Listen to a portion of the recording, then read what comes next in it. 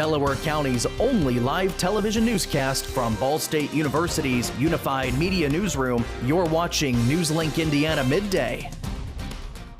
Welcome to NewsLink Indiana Midday. I'm Vaughn Jacobson.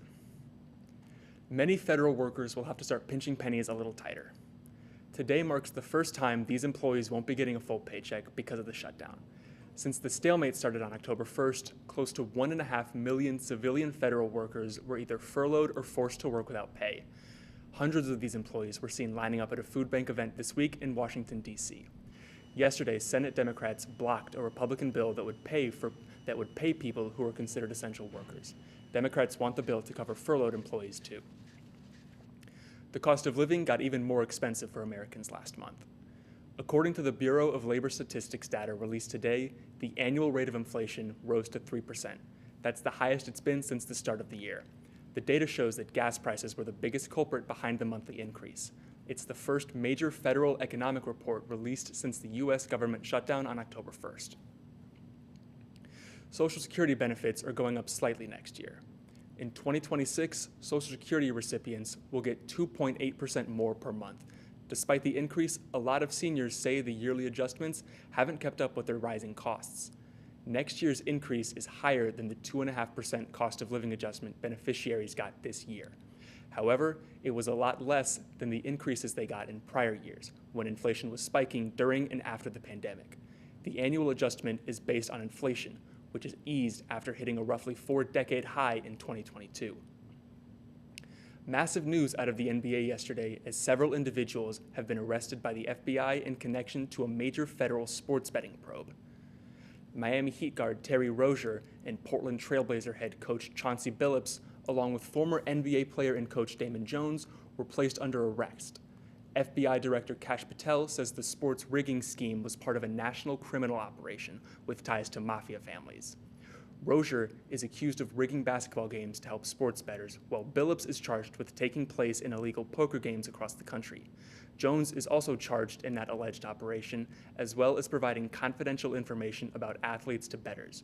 U.S. Attorney for the Eastern District of New York, Joseph Nocella, says much of Jones's information dealt with injuries to players he coached. The non-public information included when specific players would be sitting out future games, or when they would pull themselves out early for purported injuries or illnesses. Both Rozier and Billups have been placed on leave by the NBA. From September 24th and their first practice to their first game on October 29th, everything is going to go very fast for Ball State women's basketball. NewsLink Indiana's Max Wheeley will help us get a clearer picture of the upcoming year. As a new season is soon to be starting for the Ball State women's basketball team, all the players are to participate in the traditional media day, the perfect occasion for them to look ahead to the upcoming season. They set a really high standard, I think, and expectation. You never want to compare two teams. I think that's kind of dangerous, but I think it is good to live up to those standards and expectations. They have a winning culture, and we are going to live up to that for sure. The expectations are indeed pretty high. Last year, this team claimed the MAC tournament title and went to the NCAA Division I women's basketball tournament. Quite the impressive achievement, which will be tough to reciprocate as this year's team is full of new players. Well, first, from the moment is learn how to play with each other, because like you say, it's a lot of new players, so we have to learn how to play, what's the others like to do and all that stuff.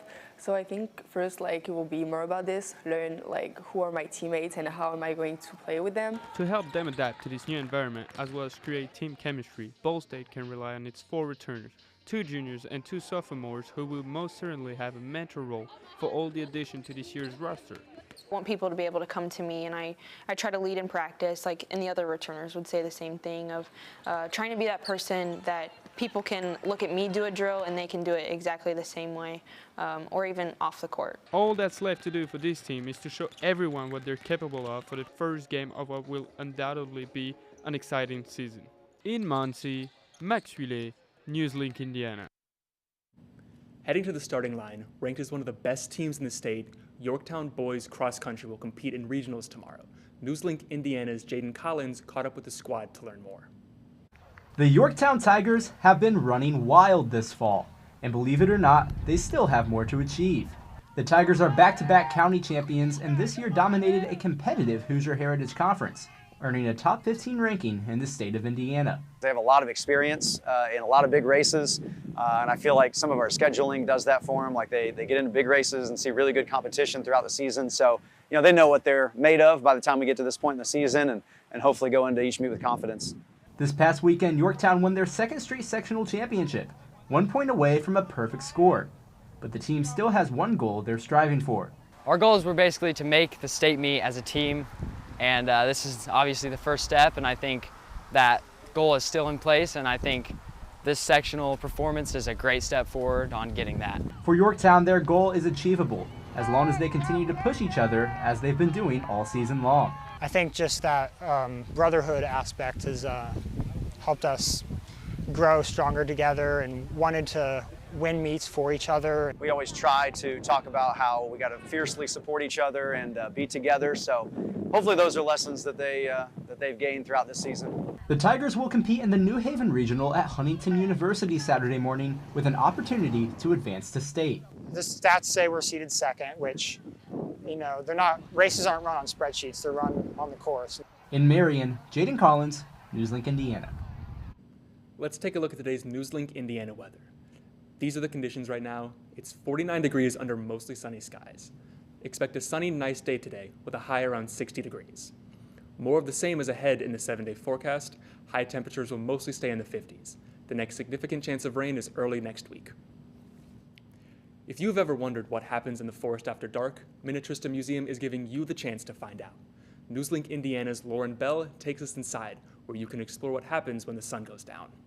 The Goodnight Forest exhibit at Minnesota Museum is designed to take visitors on an adventure under the night sky, teaching you about Indiana's nocturnal wildlife through hands-on exploration and interactive play, where every sound and light tells the story of the creatures that come alive at night. Welcome to Goodnight Forest.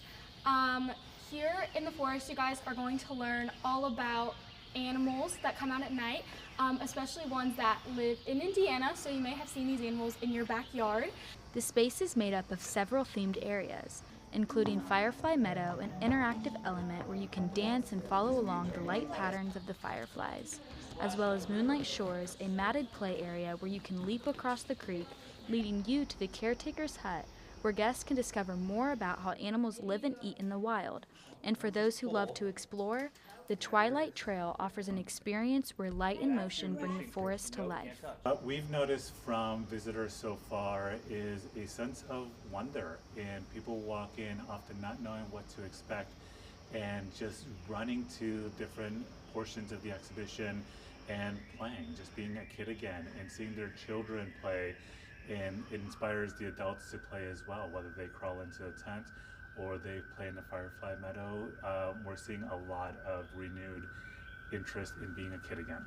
Sienna says the exhibit took around 3 years to develop, first opening in Indianapolis in 2024 before finding its home in Muncie earlier this year.